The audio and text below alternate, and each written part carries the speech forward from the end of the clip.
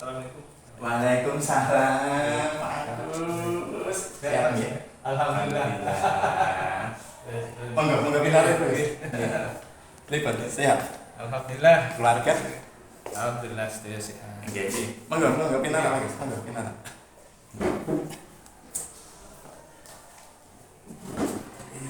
Alhamdulillah bisa ketemu dan nampak ceria. Alhamdulillah. Ya terbawa semangat ini. Alhamdulillah. Motivasi untuk bisa menggerakkan sekolah. Oh gitu. Iya. Iya. Agus namanya ada sesuatu yang ingin disampaikan di kesempatan siang hari ini. Kok tumben gitu ya? Oke. Memang ada loh Oke. pabrik yang perlu kami sharingkan kepada pabrik. Iya. Berkaitan dengan pelaksanaan pembelajaran paradigma baru untuk teman-teman kita. Oh gitu ya. Iya. Oh ini aneh ya. Baru ngedeng-ngedengnya untuk kegiatan implementasi kurikulum Merdeka ini. Iya betul. Nggih. Iya, iya. Nggih. Memang sekolah kami baru pertama kali ini melaksanakan kurikulum Merdeka. Bersyukur Pak Agus. Iya. Artinya begini, itu kan tidak semua sekolah mendapatkan kesempatan bisa masuk di sekolah penggerak. Iya. Jadi kita bersyukur, itu prestasi bagus. Iya. Jadi gini Pak Agus, oke, kalau memang seperti itu, Iya. mungkin ada waktu sekitar 15 menit atau 20 menit ke depan. Mari kita bincang-bincang, mungkin ada sesuatu yang bisa kita ke depan untuk pelaksanaan IKN ini lebih baik. Kira-kira bagus topik yang akan disampaikan kita bahas di kesempatan siang hari ini. Kalau dari saya selaku kepala sekolah, Ya.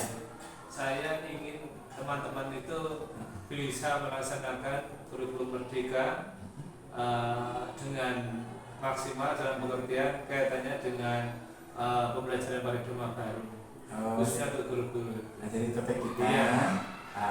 adalah pembelajaran implementasi kurikulum Iya. Merdeka Betul. dengan Iya. paradigma Iya. baru. Iya, Itu betul. luar biasa bagus. Di penghujung nanti kira-kira harapannya apa?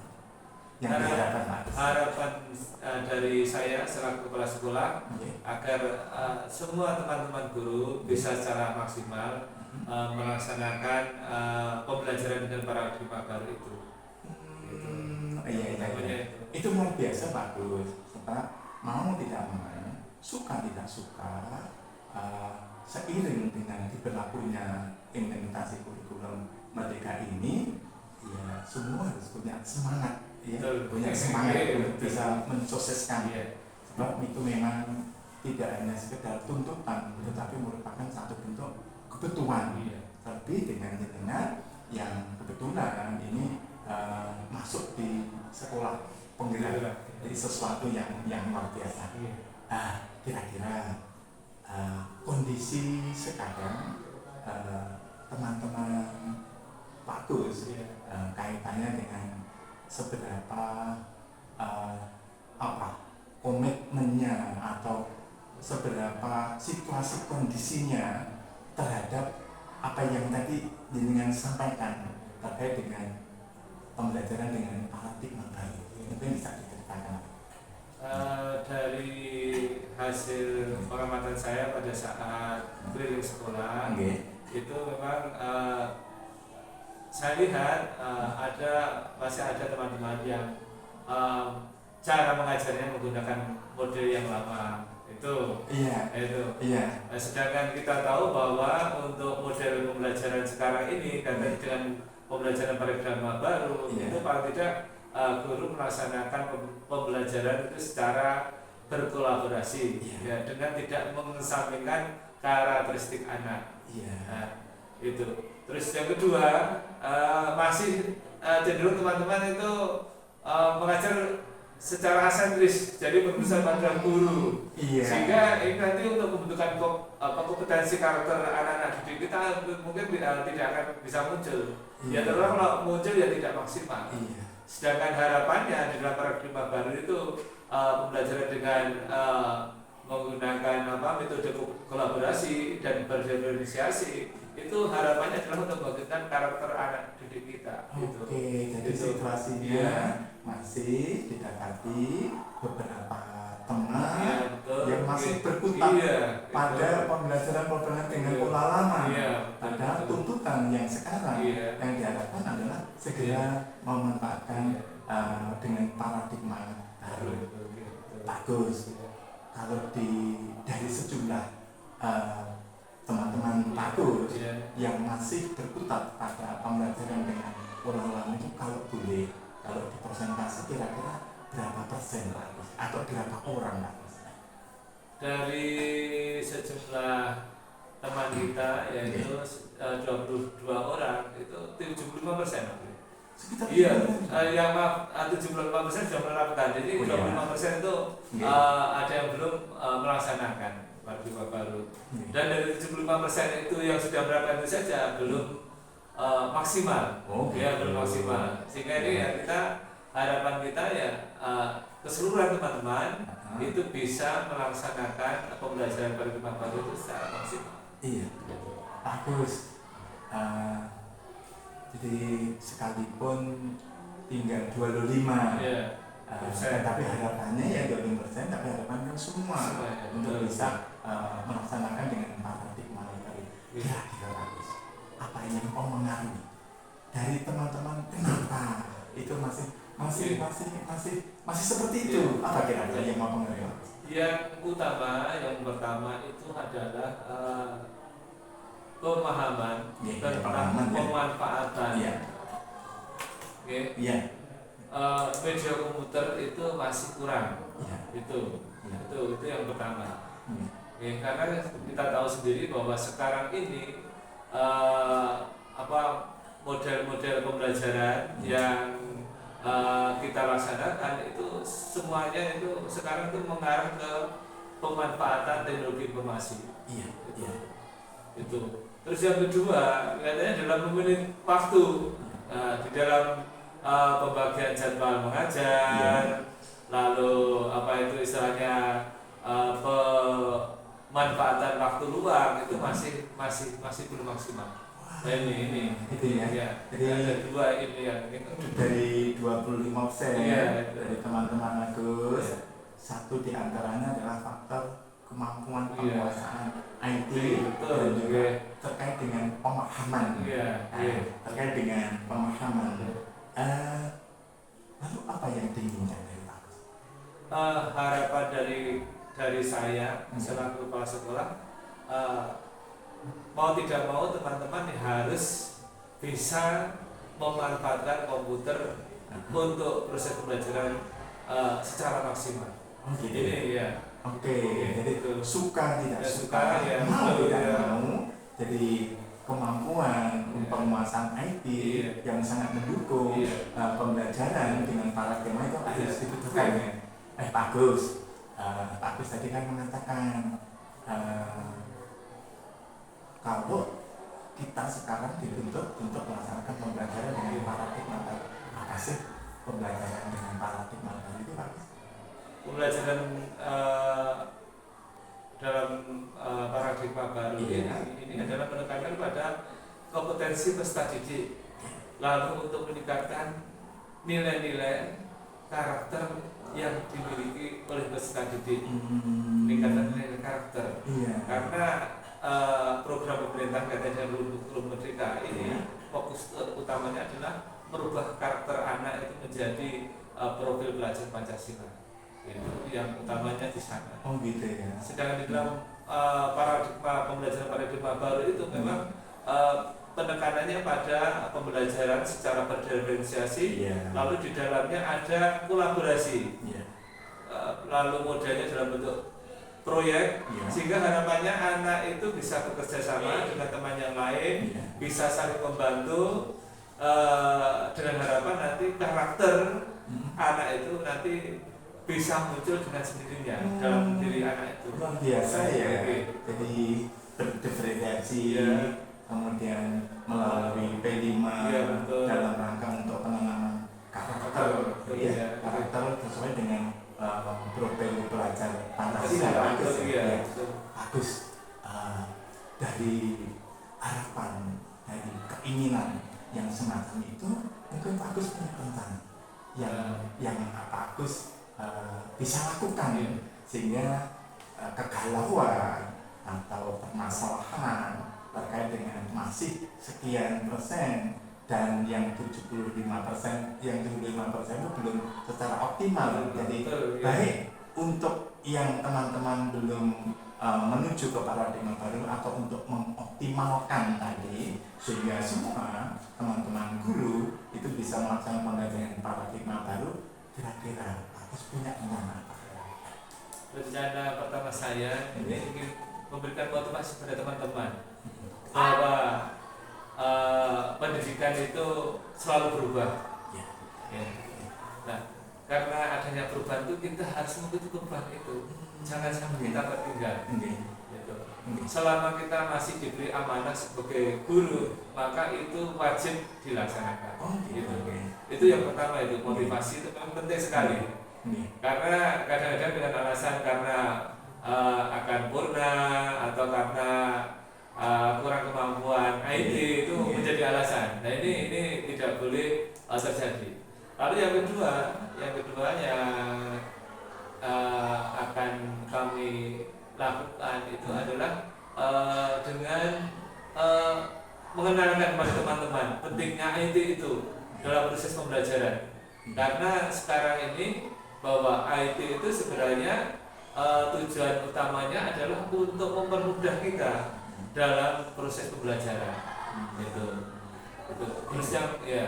Terus yang ketiga selain pengenalan, saya juga mencoba dengan teman-teman yang sudah mampu IT itu untuk menjadi tutor sebaya dalam istilah pemanfaatan itu. Antara lain ya kita mencoba itu tadi melaksanakan kegiatan-kegiatan yang mana kegiatan itu mampu nanti teman-teman bisa melaksanakan pemanfaatan teknologi informasi. Jadi dalam upaya agar teman-teman bisa segera melaksanakan pembelajaran paradigma baru, ada sejumlah rencana yang panjenengan tawarkan sehingga harapannya semuanya atau keinginan itu bisa terwujud. Kira-kira Gus, dengan rencana yang semacam itu, adakah pihak-pihak lain atau program-program lain untuk menuju yang panjenengan tadi yang bisa dilibatkan, Pak?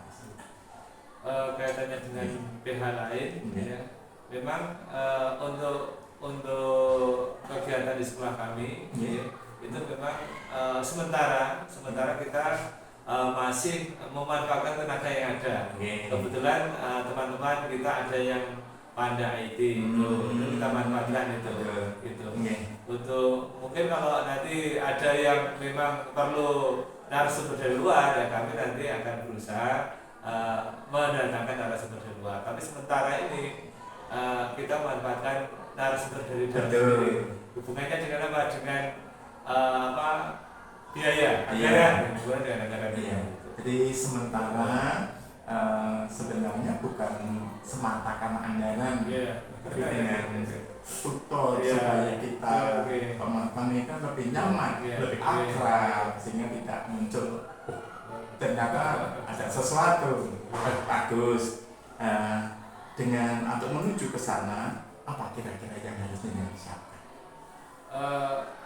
Untuk pembelajaran paradigma baru yang nanti harapan kami bisa dilaksanakan oleh semua Bapak Ibu guru di SMA Negeri 2 Ngadirejo, kami punya langkah konkret, yaitu nanti melaksanakan kegiatan lesson study. Lesson study. Iya, betul, lesson study. Karena dengan lesson study ini di mana teman-teman nanti ada semacam kolaborasi dalam penyusunan rencana pembelajaran, lalu dalam saat mengajar, lalu yang ketiga refleksi, itu nanti bisa saling membantu untuk perbaikan kedepannya. Luar biasa. Oke, bagus. Apa yang memastikan bahwa itu bisa berjalan, itu bisa berjalan?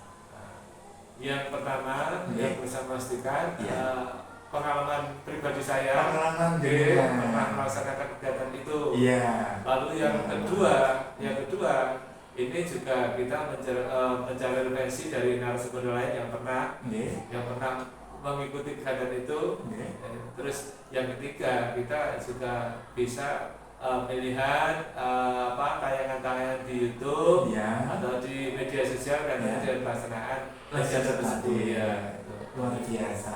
Jadi Pak Agus memang punya pengalaman dalam masalah ini, sehingga dengan merasakan bahwa itu punya dampak yang positif, sehingga pengen ini menjadikan satu program untuk agar teman-teman bisa melaksanakan pembelajaran dengan paradigma baru. Pak Agus, kriteria apa yang diinginkan? Kriteria yang saya inginkan dalam pelaksanaan kurikulum merdeka ini yang pertama dalam penyusunan perangkat pembelajaran kurikulum merdeka itu harapan saya itu sesuai dengan rekomendasi yang diberikan oleh pemerintah pusat. Itu yang pertama itu. Dalam perjalanan. Lalu yang kedua dalam pelaksanaannya itu ya berusaha semaksimal mungkin agar kegiatan pembelajaran itu memang betul-betul terlaksana dengan baik, walaupun kita tahu bahwa kesempurnaan itu memang tidak bisa kita lakukan, tetapi tidak itu mendekati ke sana. Nah, untuk itu dengan kegiatan riset tadi ini Pak tidak teman-teman bisa merefleksikan dirinya. Kalau kelebihan kekurangan yang ada menjadi saling belajar, saling mengisi. Luar biasa. Mungkin ada hal lagi bagus selain itu. Terus harapan saya teman-teman itu bisa memanfaatkan platform Merdeka Mengajar. Platform Merdeka Mengajar karena terus terang dengan teman-teman mampu memanfaatkan platform Merdeka Mengajar, itu paling tidak bisa sharing dengan rekan sejawat di luar sekolah. Gitu ya. Iya. Atau istilahnya komunitas pembelajaran di istilahnya lingkup, bisa lingkup antar sekolah, bisa lingkup antar komunitas belajarnya. Iya, betul gitu. Sesuatu yang menarik ini bagus. Bagus. Selanjutnya kalau kira-kira bisa disimpulkan bagus ya dari perbincangan selama ini, apa yang bisa disimpulkan untuk bisa dilakukan Pak Agus dalam waktu dekat ini? Yang pertama kami akan mengaktifkan komunitas belajar di sekolah. Komunitas belajar di sekolah. Lalu yang kedua kita akan membentuk tim lesson study di sekolah, lalu menentukan jadwal dengan musyawarah dengan istilahnya komunitas belajar di sekolah, lalu kita melaksanakan kegiatan itu. Setelah itu nanti mungkin setelah semuanya terlaksana, nanti kita refleksikan. Lalu harapannya ke depan paling tidak itu ada kita muncul paling tidak itu satu orang yang bisa dijadikan sebagai contoh untuk seluruh kelas. Iya, itu harapannya. Dalam waktu dekat itu segera terbentuk komunitas belajar, kemudian timnya, kemudian jadwalnya, dalam pelaksanaan. Ini luar biasa bagus. Bagus. Kapan atau siapa yang perlu dihubungi? Untuk kegiatan ini yang jelas kami akan mengumpulkan warga sekolah, khususnya Bapak Ibu guru yang ada di sekolah ini. Lalu yang kedua adalah nanti kami konsultasikan ke dinas. Katanya dengan pelaksanaan kegiatan ini minimal paling tidak dinas juga tahu bahwa kita melaksanakan kegiatan ini. Bagus, ini bagaimana kita bisa memastikan bahwa kegiatan ini terjadi? Memang saya selaku kepala sekolah ya berusaha ini yakin Iya, insya Allah harus terlaksana. Iya. Karena memang ini salah satunya cara membawa teman-teman tuh melaksanakan pelajaran dengan paradigma baru. Karena ini kelihatannya yang lebih efektif dibandingkan misalnya misalnya saya supervisi di kelas itu mungkin penilaiannya lain. Tapi kalau saya itu melaksanakan kegiatan ini, selain dengan juga teman-teman saling bisa belajar. Ya, bisa saling belajar. Oke, bagus. Kira-kira siapa yang diminta dukungan? Yang jelas untuk dukungan, selain dari warga sekolah, ini juga komite sekolah, ini juga kami libatkan. Paling tidak, kalau misalnya bukan dari segi biaya, tapi juga motivasi, lalu juga orang tua, saling mendukung.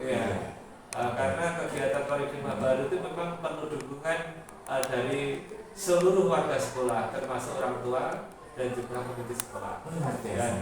Oke, bagus, luar biasa. Terakhir bagus ini untuk bagus. Apa yang bisa disimpulkan dari pertemuan yang hanya sebentar ini?